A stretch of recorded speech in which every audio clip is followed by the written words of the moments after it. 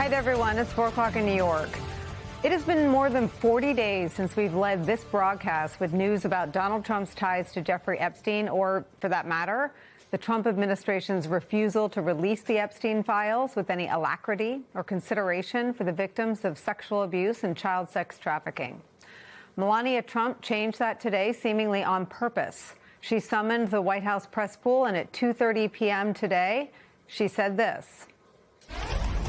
The lies linking me with the disgraceful Jeffrey Epstein need to end today. The individuals lying about me are devoid of ethical standards, humility, and respect.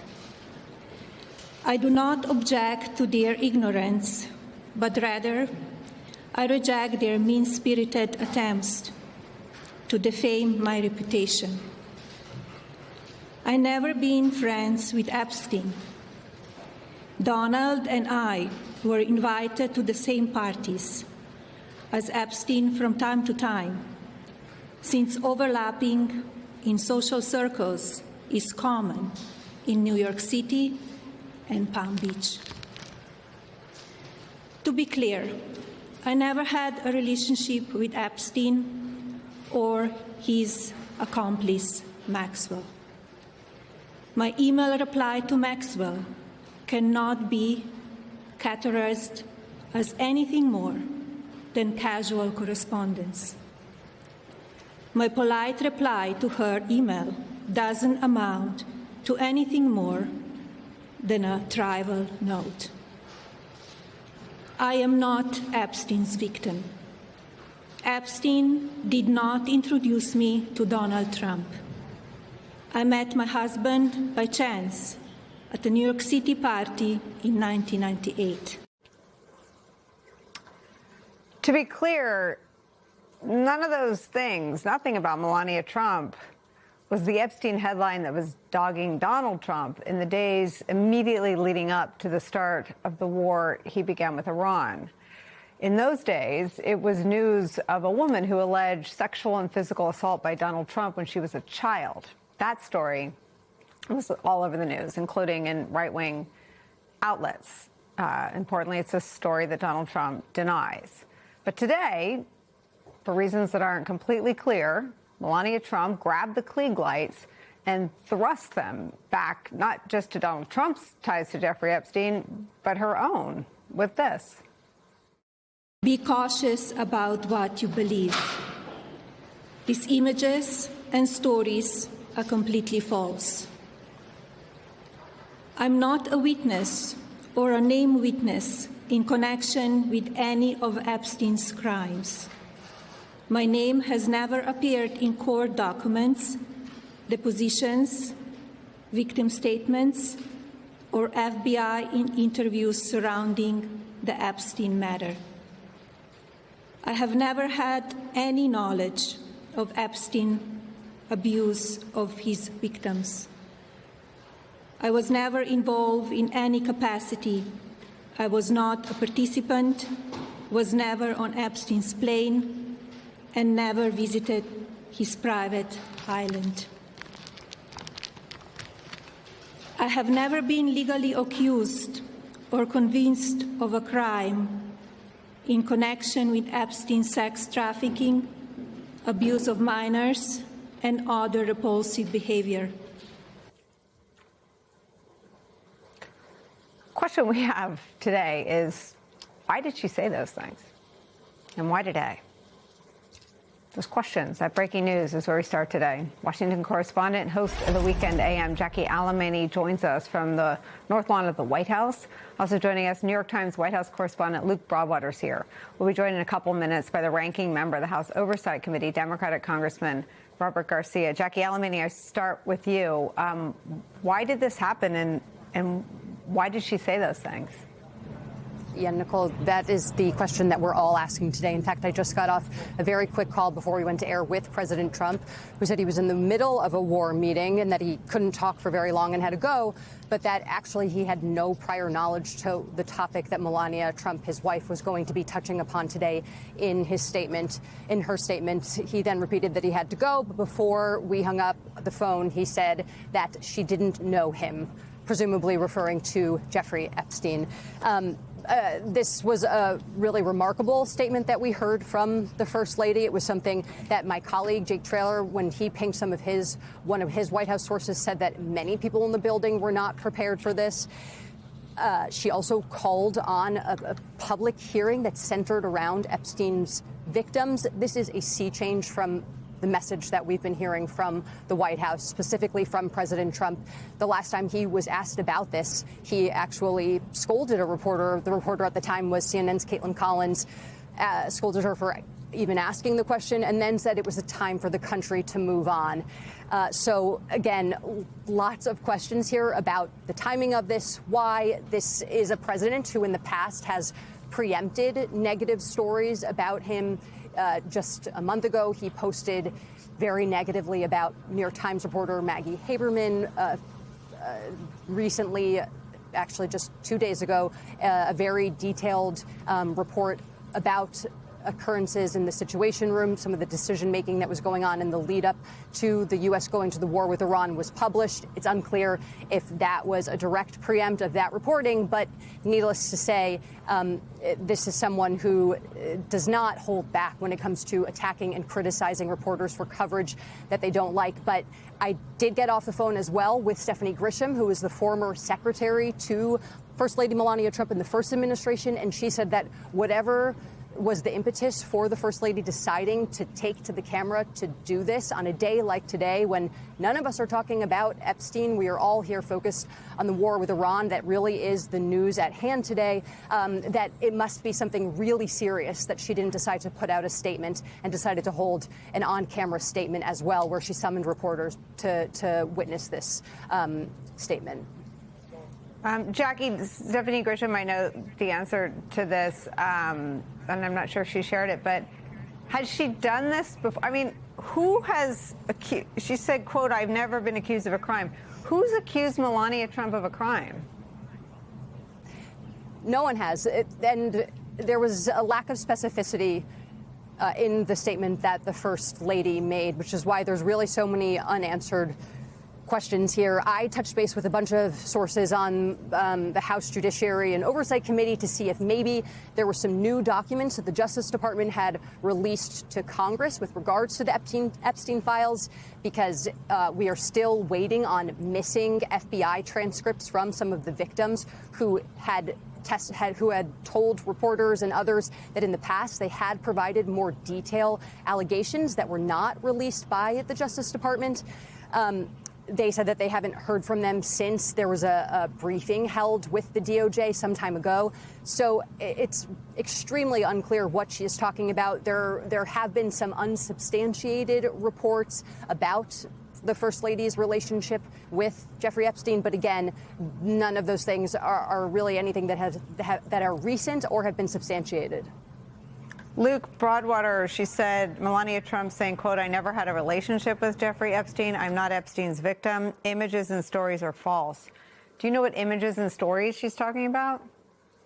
I don't, and everyone I've talked to today about this doesn't know either. You know, if you go online, you can find any number of false rumors and crazy theories about someone. And there's speculation that she was looking online, saw some things that she didn't like about herself, and decided to call this press conference. But no one really knows what prompted this exactly.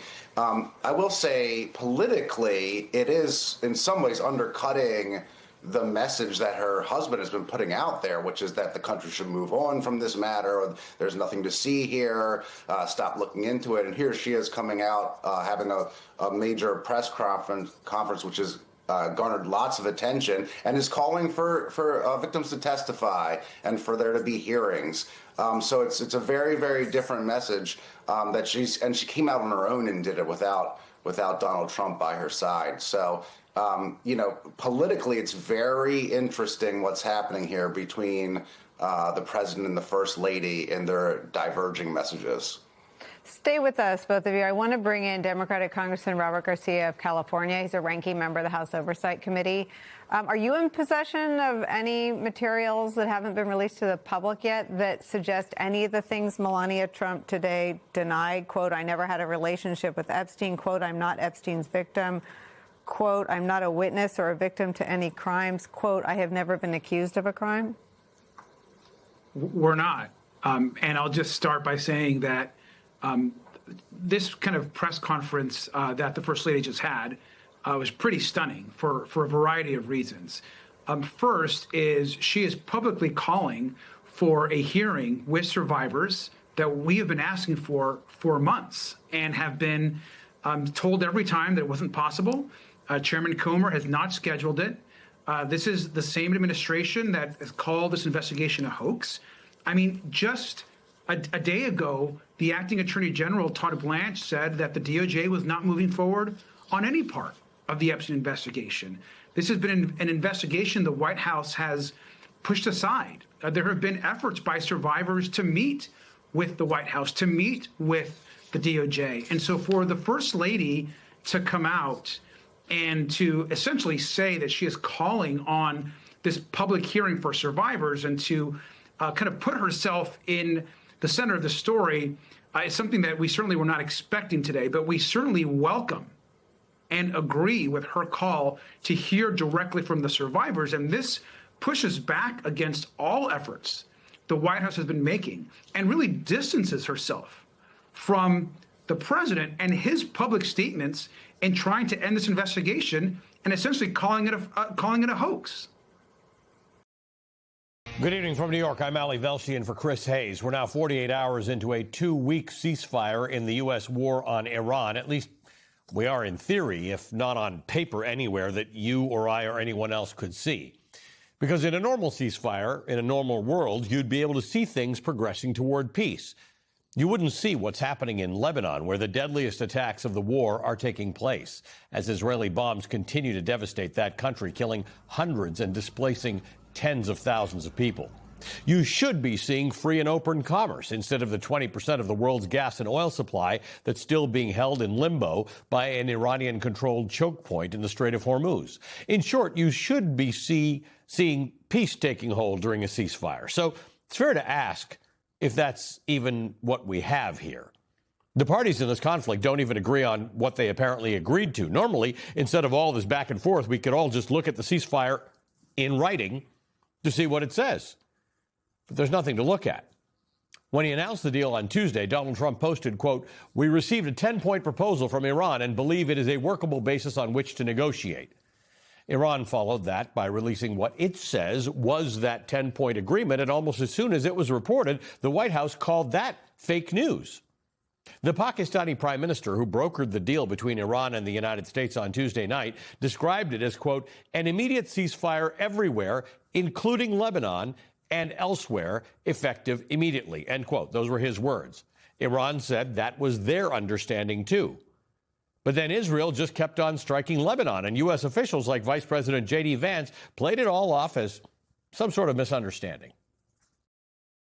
First of all, I actually think, and there's a lot of bad faith negotiation and a lot of bad faith, propaganda going on. I think this comes from a legitimate misunderstanding. I think the Iranians thought that the ceasefire included Lebanon, and it just didn't. We never made that promise. We never indicated that was going to be the case. It's sort of a big part of the ceasefire for the vice president to not be clear on. The Speaker of Iran's parliament, a man that the White House insiders once called a hot option to lead the new U.S.-friendly Iran, that man says the attacks on Lebanon violate the ceasefire. He also said yesterday that the U.S. had violated the ceasefire itself by denying Iran's right to enrich uranium at all, even for energy production. And so, again, here's the U.S.'s chief negotiator, J.D. Vance, doing his "this is no big deal" routine. He said, "We refuse to give up the right to enrichment." And I thought to myself, you know what? My wife has the right to skydive, but she doesn't jump out of an airplane because she and I have an agreement that she's not going to do that because I don't want my wife jumping out of an airplane. What a remarkable time to be alive. When you listen to the government of the United States talking about a ruthless authoritarian overseas regime, and you have to wonder to yourself, who's telling the truth here? We don't even have the most basic clarity on what this temporary peace deal is, let alone on questions such as who controls the Strait of Hormuz, the strait which was, never forget this, fully open before Trump and Netanyahu launched their war of choice. The war was not started to open the Strait of Hormuz. The strait was open. Ships were getting through as usual. The U.S. and Israel attacked, and then Iran closed the strait. Just over an hour ago, the president posted, quote, "Iran is doing a very poor job, dishonorable, some would say, of allowing oil through the Strait of Hormuz. That is not the agreement we have," end quote. And while markets reacted with excitement to the ceasefire deal on Tuesday night, on Wednesday, I guess, once they started trading, today oil prices inched back up on skepticism that this deal will last. In the meantime, your average price of gas is now $4.16 a gallon, according to the AAA, and still more likely to go up than to go down. And so now J.D. Vance, fresh off his campaign appearance for Viktor Orban, who's in a fight for his political life in elections that take place in Hungary on Sunday, is reportedly traveling to Pakistan to lead a U.S. delegation for Iran talks there on Saturday. Israel says it will now open direct ceasefire talks with Lebanon, but the bombs are still falling until that happens. We're not sure where this is going, but the clock is ticking on Donald Trump's 2 weeks. This is what it looks like when there's no real plan, no apparent off-ramp, when you start a war without an exit strategy, ignoring all the best intelligence available to you, just sending your press secretary out to declare mission accomplished isn't going to cut it. Thanks to the unmatched excellence of our warriors at the direction of the Commander-in-Chief, the world has just witnessed a historically swift and successful military triumph. President Trump started Operation Epic Fury with strategic military objectives, and the United States has clearly achieved them. Strategic military objectives, and the United States has clearly achieved them, right? The oil, the Strait of Hormuz, the peace. In Congress today, in a shortened pro forma House session, Democrats tried to pass a resolution limiting Trump's war powers in Iran. Not that he ever bothered to ask Congress for permission to conduct the war. Republicans blocked the resolution. Joining me now is former Secretary of State, former Senator, and former Chairman of the Foreign Relations Committee, and former Democratic presidential nominee. He has quite a resume. John Kerry, also my former boss. It's great to see you. Thank you, Jen. It's great to be with you. Thank you. So you have not said a lot publicly since this war began. It was one of the reasons I was so looking forward to speaking with you and hearing what you had to say. But just 36 hours before this war started, you debated another Secretary of State, Mike Pompeo, at a university in Florida. And here's what you said, which you remember, but just for everybody watching. If you push them too hard into a corner, if you drop the bombs before there's a decision to be made, it is entirely possible these folks who are masters of asymmetrical warfare may just say, to hell with them. Tell us what you meant by that. Well, I meant that there are unforeseen options available to Iran, which they've been able to play enormously effectively. But the most, Jen, genuinely, what's missing from this discussion is the reality that this is a war that absolutely, positively did not have to take place. And so we're here where we are today with the global economy threatened, with massive amount of dislocation, with people dying, innocent civilians, so forth. I mean, we're witnessing the results of moving too rapidly without making the diplomatic measures necessary. Now, a number of years ago, when President Obama decided that we were going to try to resolve this problem in a peaceful way, we took 4 years. And we secured an agreement that is the strongest nuclear agreement on the planet, strongest since the 1950s and 60s. We have enormous ability not to trust, but to verify. So the tragedy of a president coming in after the United States did not fully keep its own side of the agreement of lifting all the sanctions, you wound up with now a situation where you have killed the father, killed the wife, killed the brother. The Ayatollah, we are told, the new one is tougher, more conservative, and now the bombing has taken place, and entire Iranian society and region have been really put under, extraordinary tension. So, where do you go from here? The Straits of Hormuz are now in the control of Iran, which they weren't in the same way before this started. So we've wound up after these weeks of war, and we have made the distrust much greater. We've made it much harder to find a way forward. We've complicated the global economy. People, average folks in our country are paying so much more now for goods, and that inflation will continue even if the war ended tomorrow. That will continue for a period of time. So we, by any standard of how you measure good diplomacy, good leadership, leading a nation in a time of war, this administration has been haphazard, sloppy, putting out maybe a 10-point plan. Oh, no, there's a 15-point plan. Oh, no. Nobody can admit exactly what's in either plan. That is not the way you lead the most powerful military on the planet. I have so many follow-up questions to ask you about. Let me just start with this. I mean, we're at this point, there's a direct line, to your point, between Donald Trump ripping up the JCPOA back in 2018 and where we are today. And now where we are is a ceasefire has fallen apart, and there's a U.S. delegation led by the vice president that's going to be headed to Pakistan to attempt to negotiate, I guess, an off-ramp. But the question I have for you, you've sat across from the Iranians, perhaps more than anyone else at the cabinet level. When they go into these negotiations, the Iranians, to your point, are in a much different posture now. They're controlling the strait. They have much more leverage. Is their posture going to be to hell with them, or what do you expect? I don't think anybody can predict what to expect because there are a lot of variables in what their considerations may be, and I don't want to speculate. I do know that the new foreign minister, Araghchi, we got to know him very well, and he's a capable individual, very smart, and he will try to find, I think, the best way to find the compromise that works for everybody. We have to all understand now there will be some kind of compromise if there is to be a negotiated settlement. And that compromise is going to have to recognize that Iran believes it lived by the agreement. And so what we wound up with is a situation where they now believe you can't trust the United States because President Trump came along and just pulled out of the agreement.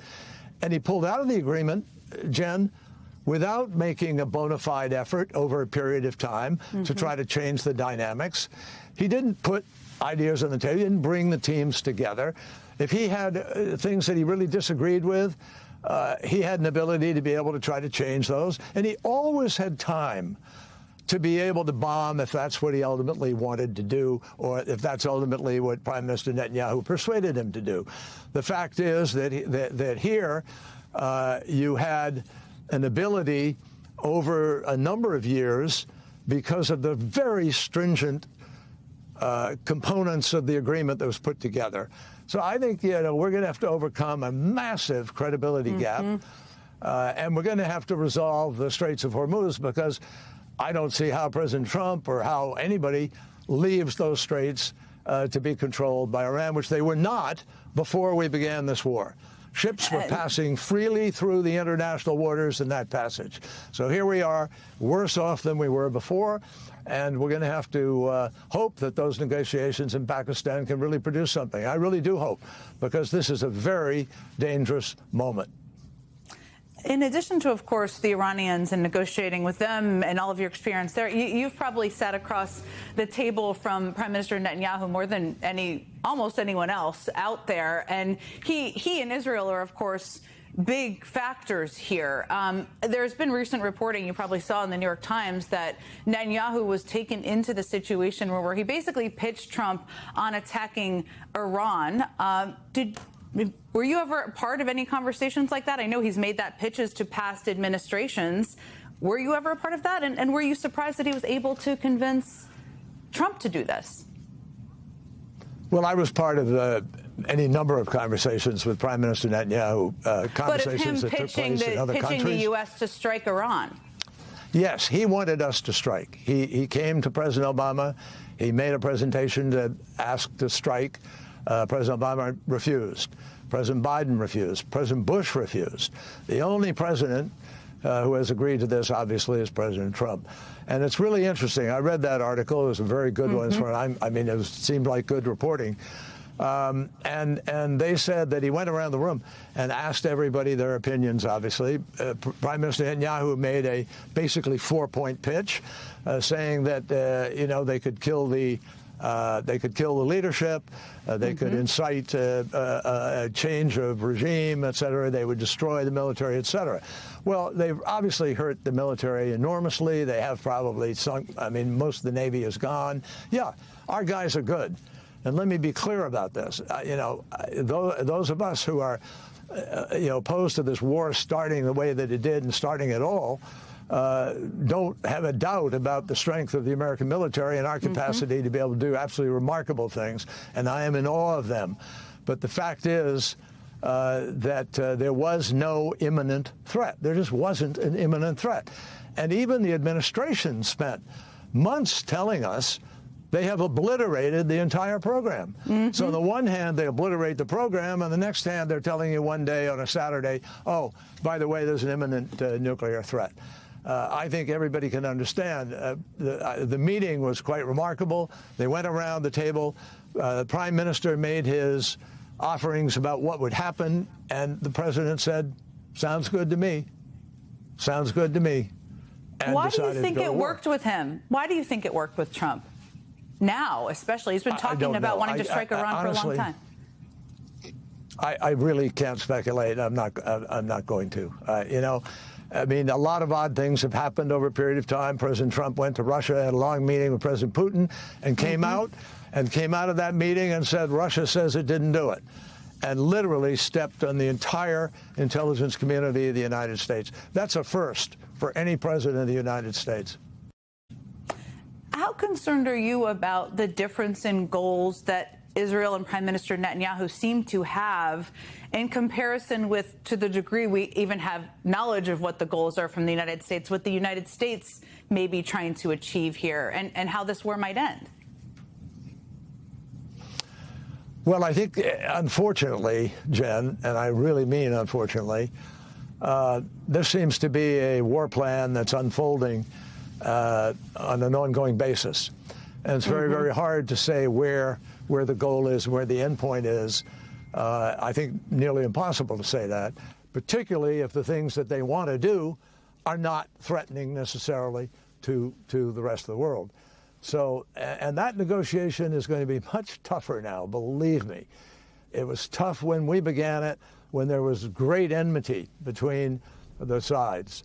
Now that there's been this massive bombing and destruction and challenge to their leadership, with everybody there in government knowing someone who's been killed in the course of the last weeks and months, that's going to be harder for them to come back and say, well, we're willing to be charitable with respect to any measure. And so this is going to be a very serious and I think difficult negotiation to have. Now, we have to have it. And we have to find a way forward. And by the way, when you say trust, our motto was not trust but verify. Our motto was don't trust and verify. And that's the way I think our agreement came out. You didn't rely on trust. You relied on our eyes on the prize, our eyes on the uranium, our eyes on the centrifuges, and daily inspections, and the International Atomic Energy Agency certifying to all countries what was happening. It's a very strong agreement, sadly walked away from, not for substantive reasons, but because President Obama did it. And joining us now is Democratic Congresswoman Maggie Goodlander of New Hampshire. She served as an intelligence officer in the U.S. Navy Reserve and sits on the Armed Services Committee. Congresswoman, thank you for joining us. Let's start with the talks set to take place on Saturday in Pakistan. What should be the #1 goal for U.S. negotiators going into these talks? Well, thanks so much for having me, Anna. Going into these talks in Pakistan, which to me is a pretty unlikely venue for peace talks, that are coming out of a war of choice the president launched 40 days ago. We're 40 days into this war. I hope that we will see success for the United States in these talks. But the fact is, we have no idea why the president abandoned diplomacy in the first place. And I'm very concerned that the president has said clearly he believes the 10 points the Iranians have put forward are a, quote, workable basis for these negotiations.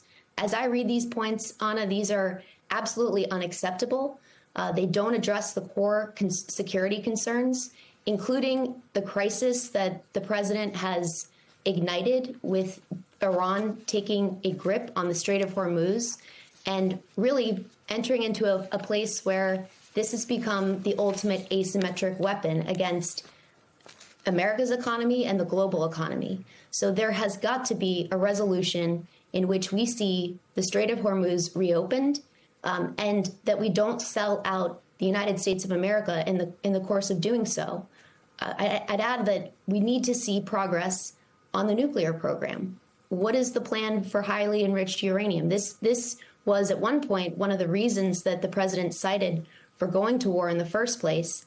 And his statements over the last few days have been deeply alarming on this front. It sounds like the president is willing to pay and to sell out the American people and American taxpayers at almost any price. And that is my core set of concerns. So I'm hearing you say that you think the Strait of Hormuz and the nuclear issues should be priorities going into these talks. The president has already said that the U.S. has met and exceeded all of its military objectives. Defense Secretary Hegseth said just yesterday that Iran's military has been rendered combat ineffective for years to come. I want to lean into your intel experience. How do you see it? Has the U.S. accomplished military goals and wiped out Iran's military for the foreseeable future? Look, this has been the most significant air campaign in modern history. And unfortunately, what we've seen, we've got the greatest military in the history of the world. They have been deployed in a war of choice without clear objectives and without proper congressional oversight. We haven't had a single public hearing since this war began 40 days ago. The Secretary of Defense has not appeared before Congress. And that's a huge problem because it's from where I sit now, it's very difficult to know what is true. We've heard a wide variety of accounts. It's very difficult to know what has actually happened on the ground. But my focus is really that this is a war that never should have been launched in the first place. And we should not see the President of the United States selling out the American people in these negotiations that will take place in Pakistan tomorrow. And so you have called for lawmakers to return to Washington immediately to vote for another war powers resolution on Iran. We've already seen 6 failed attempts in recent weeks across both chambers, starting with Venezuela in addition to Iran. Again, 6 votes, none have passed. Why should Americans expect this time to be different? Well, Anna, we're 40 days into this war. The Speaker of the House has only allowed the House of Representatives to be in session and do the people's work for 33 days in this entire calendar year. That should concern every American who believes that they deserve, which is what they do deserve under our Constitution, a Congress that's going to do its job. You know, as I've been here all across the state of New Hampshire, I'm hearing what I know my colleagues around the country are hearing too, which are people who are feeling the pain of this war at the gas pump. They're feeling it at the grocery store. They're feeling it at the pharmacy. We're in the middle of an affordability crisis that is standing in between hardworking people and the American dream. And this war has jacked up costs for people across the board. And it's, I fear, only going to continue to do so, which is why reopening the Strait of Hormuz and getting a grip and getting us back out of this crisis of the president's own creation is such a high priority. Well, you've made it clear where you stand and where Democrats stand, but it doesn't sound like you necessarily have the Republican support that would be required to really enforce like a war powers resolution to hold this administration accountable in the way that you are suggesting is needed. Well, what I'd say is here in New Hampshire, I'm hearing, and what I hope I will hear from my colleagues in Congress, which is that they did not vote for this war of choice. They did not vote for a president to launch a war that's hugely costly in American lives and in taxpayer dollars, to threaten to end a civilization. This is not what any person of good faith signed up for or voted for. And if they are representing their constituents, they will vote with us and do their duty under our Constitution. Congresswoman Maggie Goodlander, thank you very much for being with us. I appreciate your time. According to a new report, Pope Leo XIV, the first American-born pontiff, may not visit the United States anytime in the near future. It's according to the media outlet The Free Press, which writes that the relationship between the Trump administration and the head of the Catholic Church has been fractured for nearly a year. Pope Leo was invited by Vice President J.D. Vance to attend the 250th celebration in Washington later this year, but the Vatican indefinitely postponed that trip because of foreign policy disagreements. Since then, the Free Press reports, the relationship only has gotten worse. Earlier this year, the Undersecretary of Defense for Policy reportedly summoned the Vatican's then ambassador to the United States for a meeting at the Pentagon. There, Pentagon officials criticized a recent speech delivered by the Pope as too hostile toward Trump administration policies. That's according to both Vatican and U.S. officials briefed on the meeting who spoke to the Free Press. The vice president was asked about this new reporting yesterday. Essentially, the reporting by the Free Press is that they told him that the American military has a lot of might and they can do whatever they want, and the church should get on its side. Does that message sound correct to you? Is that something you would sign off on? So one, I with no disrespect to the Cardinal, I don't know who Cardinal Christophe Pierre is. He's the ambassador to the Holy See in the U.S. Oh, okay. I do. I've met him before. Sorry, I just didn't remember the name. I've never seen this reporting. I'd like to actually talk to Cardinal Christophe Pierre and, frankly, to our people to figure out what actually happened. I think it's always a bad idea to offer an opinion on stories that are unconfirmed and uncorroborated, so I'm not going to do that. MS Now contributor Mike Barnicle joins the conversation. A lot to talk about here. I see a lot of voices that want to jump in. So, Mike, if you read through even further this reporting from the Free Press, the Trump administration is offended that Pope Leo has spoken out against Trump administration policies on immigration enforcement, for example, more recently on the war, the call for a destruction of an entire civilization.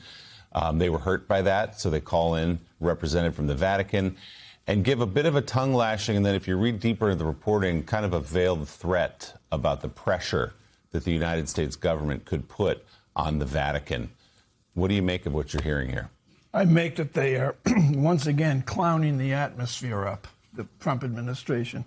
The idea that they would try to intimidate Pope Leo, the first American-born pope, is just absurd. The idea that they would have anything to say critical of the Catholic Church or the Pope itself, the Pope himself, is absurd, especially given the Easter morning tweet from the President of the United States, which was so deeply offensive to any breathing, thinking human being that it's outrageous for the Trump administration to pose any problems that they allege they have with the Vatican. You know, Mike, it's incredible that here's an administration that's got no problem when they weigh in on certain issues, whether it's abortion or other issues. But the killing of Americans in the streets, suddenly these quote, pro-life Catholics are offended by that. They're offended by the savage and inhumane and un-Christ-like treatment of migrants, of the strangers, as Jesus said in Matthew 25, these internment centers. There's just the savage, un-Christ-like inhumanity of all of that. They're offended by that. They're offended that when a president threatens to destroy an entire civilization, that the Pope would speak out on that. So the Pope's not actually able to speak out on things that are consistent with what Jesus said.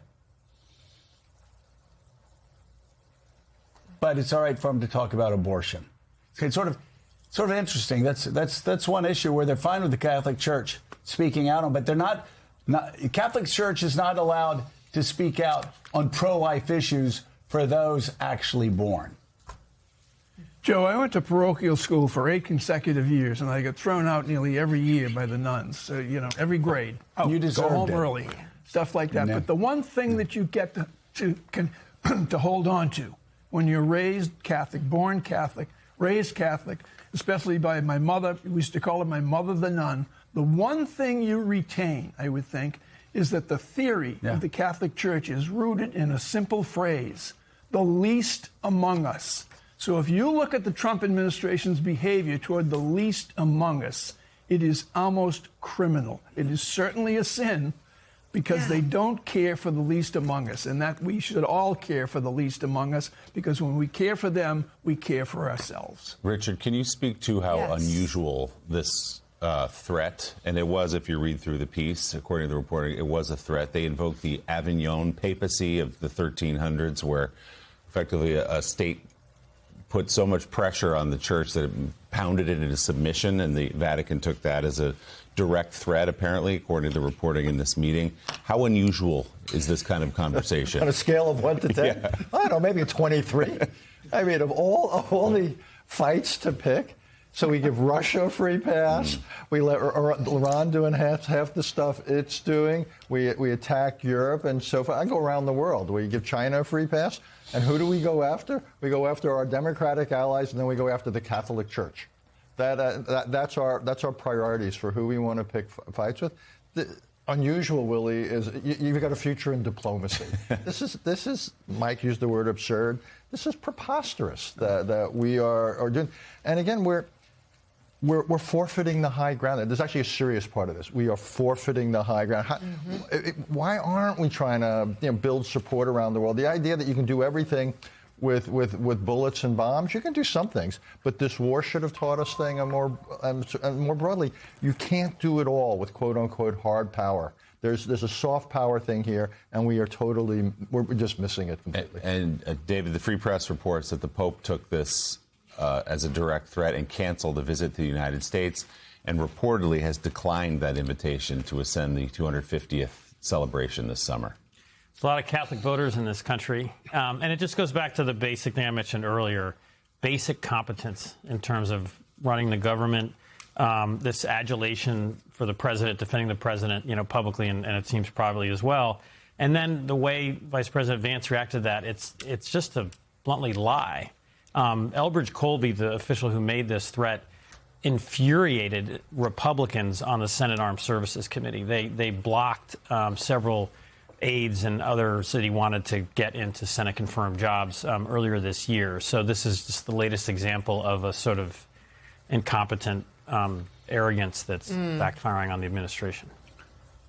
And by the way, I want to be very clear. Mike Barnicle said it's the Catholic Church's teachings, and it was beat into their heads. You're to take care of the least among these. There's a reason why that is a teaching in the Catholic Church. There's a reason why that's a teaching in the Baptist Church. That's a reason why it's a teaching in all churches. Because when the disciples near the end of Jesus' life said, what do we need to do to be with you in heaven? Jesus says to take care of the least among these. And Jesus said, truly I tell you, whatever you do for the least among these, you do for me.